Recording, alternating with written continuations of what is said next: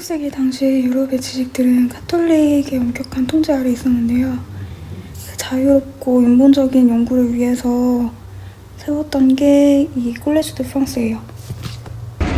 학벌이라는 신용이 아니라 지식 자체를 추구하는 공간이고요. 그래서 교수들은 자기가 완성된 그런 논문이나 그런 것들이 아니라 지금 현재 진행 중인 지식들을 공유하는 곳이에요. 그래서 저는 처음으로 와봤고 들어가 보려고 합니다. 제가 콜레지 드 프랑스 가는 길에 비가 많이 왔거든요. 그래서 비를 맞으면서 가고 있는데 버스를 또 잘못 타서 늦을 것 같은 거예요. 제가 가고 있는데 갑자기 너무 슬프고 허망하고 그런 감정이 들더라고요. 왜냐면 프랑스어를 모국어로 가지고 프랑스어가 모국어가 아닌 상태잖아요, 저는. 근데 이런 프랑스라는 공간에 콜레지 드 프랑스라는 좋은 기관이 있음에도 불구하고 제 프랑스 친구들은 콜레지 드 프랑스에 대해서 알지 못해요. 그런 것들이 참 질투심도 나고 허망하기도 하고 억울하기도 하고 그런 거예요, 저는. 왜냐하면 한국에서 제가 프랑스 철학자들이나 작가들에 대해서 공부하기 위해서는 번역되어 있는 책들로 봐야 하고 제가 보고 싶은 책들이 사실 다 번역되어 있지는 않잖아요. 예를 들어서 조르주 페렉의 라 디스크레숑 굉장히 읽고 싶은데 되게 힘들거든요, 아직도. 그래서 뭔가 그 한국이라는 공간에서 태어난 것에 대한 억울함과 슬픔을 가진 채 저는 강의실에 들어가게 됐습니다. 지금 이 책이 번역되어 있어요.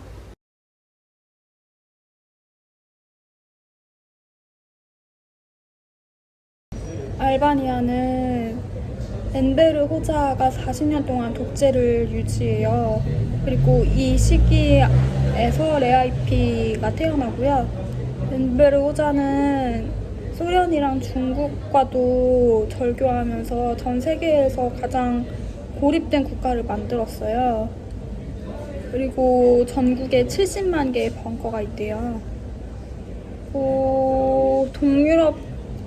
유럽 안에서 가장 폐쇄적인 경제 체제를 유지했던 거죠. 그리고 세계 최초의 무신론 국가고, 그러니까 국가라는 종교를 국민에게 믿게 했던 거예요. 그래도 그리고 89년에 베를린 장벽이 무너지잖아요. 그러면서 알바니아에도 이제 시위가 일어나고, 그래서 공산 정권이 무너지고, 그리고 97년에 피라미드 금융 사건이라는 게 있는데 고수익을 약속한 피라미드식의 사기죠. 그거에 다 국민이 속아서 국민 전체의 절반이 재산을 잃었대요. 그 후에 이제 그때 이제 자본주의를 처음 접한 거죠. 그래서 국민이 이제 재산을 많이 잃고 내전에 가까운 폭동이 일어난 후에 많은 이들이 그 옆에 있는 국가들, 옆에 그리스나 이탈리아로 많이 탈출했다고 합니다. 이때 이제 알바니아인들이 생각했던 거죠.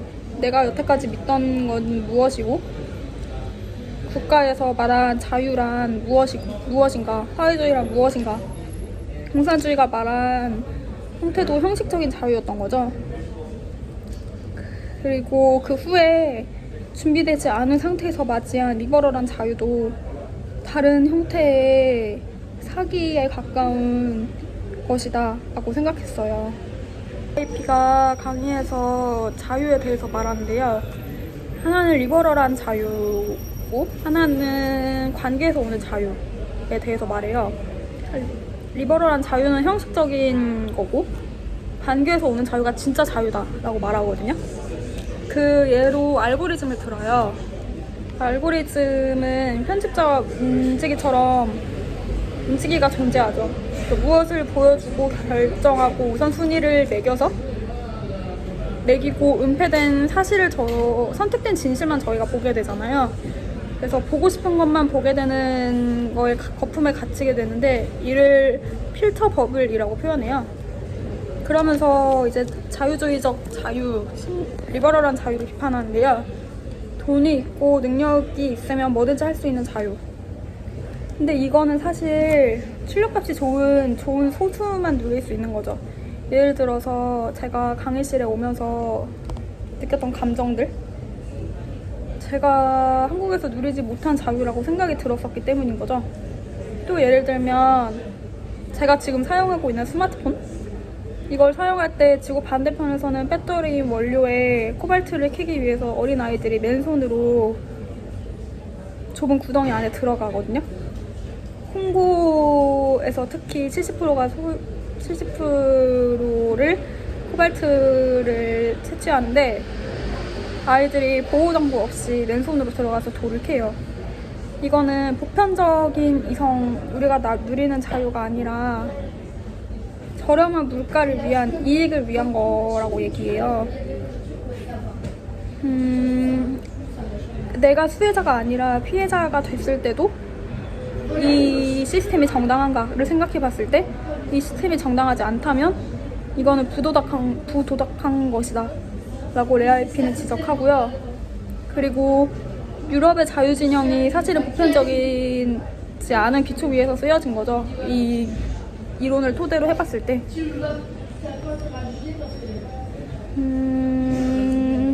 그러면서 이제 국민들은 생각하게 되죠. 어떻게 해야 하고 뭐가 문제일까? 정보를 더 주면은 고쳐질까? 라고 생각하지만 이피는 해석의 장악이 착각이 아니라 시스템의 세뇌라고 말해요. 미디어와 공동체의 상식이 끊임없이 속삭이죠. 지배 계급을 위한 이익을 의도적으로 구성한 시스템이라고 말하거든요. 하지만 그 안에 진짜 원인은 경제적인 원인과 정치적인 원인이 있다고 지적해요.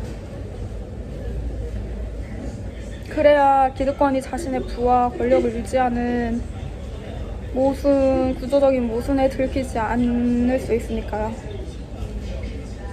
그래서 우리는 당연하다는 감옥 안에 갇혀서 저희 자신이 출력값이라는 사실조차 인지하지 못한다고 해요.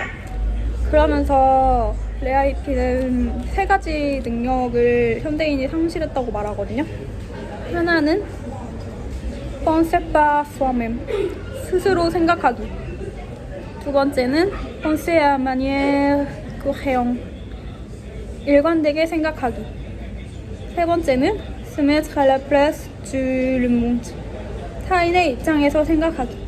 이렇게 3가지를 말해요. 그래서 이피는 출력값이 아니라 개발자가 되어야 한다고 말하는데요. 시스템은 신이 만든 게 아니라 결국 인간이 만든 거잖아요. 그래서 다시 저희의 이성의 개입으로 수정될 수 있다고 말해요. 그래서 이거는 원래 이렇게 그런 거야. 원래 세상은 이런 거지. 이렇게 자연화된 것이 아니라 그 구조를 인지하는 순간, 그 순간이 시작이라고 말하거든요. 우리가 겪는 전쟁이나 박탈감, 제가 느꼈었던 그런 감정들조차 우연히 일어난 것이 아니라 자유의 역겨운 결과라고까지 얘기를 해요. 사람의 정확성보다 자본의 축적에 복종되도록 시스템 자체가 설계되어 있기 때문에 어쩌면 레아이피의 이론에 따르면 제가 느꼈던 감정들은 저의 부족함이 아니라 종속적인 시스템이 만든 필연적인 결과와 감정인 거죠. 그러면 누군가 떠오르지 않나요? 저는 칸트 생각이 많이 났는데요. 그래서 이피는 칸트를 데려옵니다. 칸트가 말한 그럼에도 불구하고 세상은 어떠해야 하는가 대한 도덕적 상상력을 잃지 않는 것이 중요하다고 말하고요. 그리고 마르크스도 데려오는데요.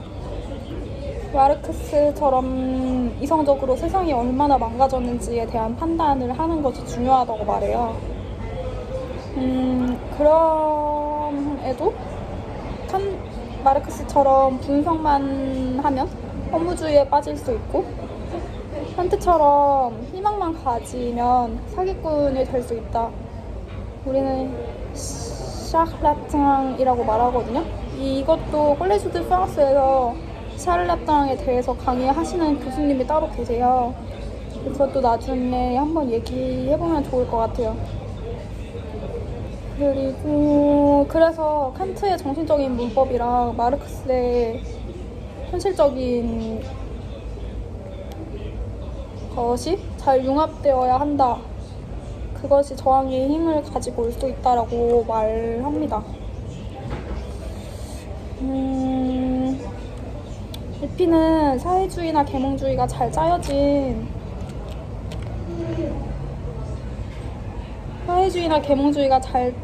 짜여진 완벽한 설계도를 가져와서 세상을 뜯어고치는 것이 아니라고 말하고요.